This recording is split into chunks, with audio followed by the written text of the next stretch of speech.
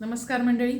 नाशिकच्या आयुष्य आयुर्वेदिक हॉस्पिटल आणि रिसर्च सेंटरमधून मी वैद्य राजश्री कुलकर्णी तुमचं पुन्हा एकदा स्वागत करते. हिवाळ्यात आरोग्याची काळजी कशी घ्यायची याच्याबद्दल आपण माहिती बघतोय.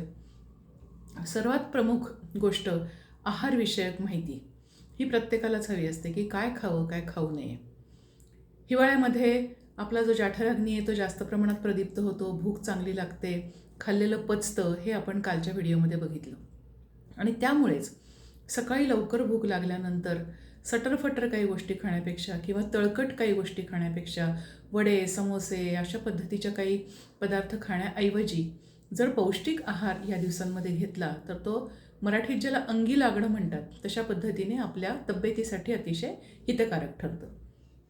सगळ्या प्रकारचे जे सुक्यामेव्याचे पदार्थ आहेत म्हणजे अगदी खारीक, खोबरं, ह्याच्याशिवाय इतर जे काजू, बदाम, जर्दाळू, अंजीर, काळे मनुके ह्यासारखे जे पण पदार्थ आहेत ते सगळे या दिवसात खाल्ले तर ते चांगल्या पद्धतीने आपल्या शरीराला पचतात आणि त्याच्याने आपल्याला त्रास होत नाही. चांगल्या पद्धतीने आपली भूक देखील त्याच्यामध्ये भागते.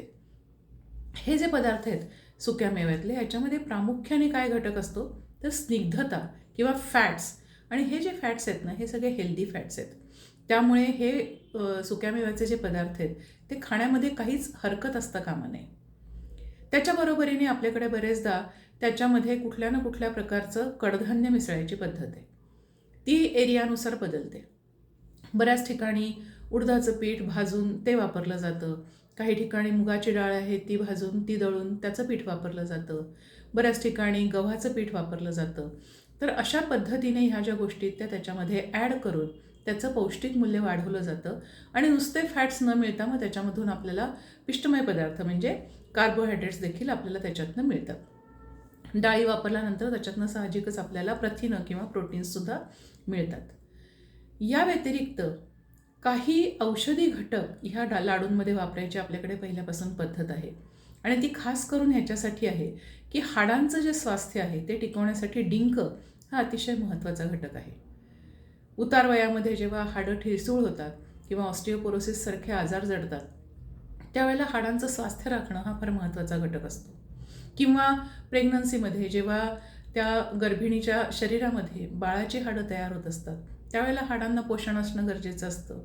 प्रसूतीनंतर डिलिव्हरीनंतर जेव्हा ती आई आपल्या बाळाला दूध देत असते त्यावेळेला तिच्या शरीरातून कॅल्शियम कमी होत असतं. तेव्हा देखील ह्या सगळ्या गोष्टींची शरीराला गरज असते. आणि म्हणून मेथ्या आहेत, डिंक आहेत यासारखे पदार्थ या लाडूंमध्ये ॲड केले जातात. म्हणजे कंबरदुखी किंवा हाडांचं जे काही झीज होणार आहे ती सगळी रक्षण करण्यासाठी आपल्याला उपयोगी पडतात. आणि म्हणून अशा पद्धतीचे सुक्यामेव्याचे लाडू हे सगळ्या वयोगटातल्या लोकांनी खायला हवेत. ते आपलं काम नाही किंवा ते बायकांनीच खावेत किंवा ते वाढत्या वयातल्या मुलांनाच द्यावेत असा विचार न करता घरातल्या प्रत्येक सदस्यासाठी थंडीमध्ये विशेषतः शरीराचं स्वास्थ्य चांगलं राहावं म्हणून हे लाडू गरजेचे आहेत असा आपण प्रत्येकाने विचार करून छोट्या आकाराचे का होईना पण रोज एक सकाळी लाडू हा खाल्ला तर आपला हिवाळा अतिशय स्वास्थ्यपूर्ण जाईल यात शंका नाही.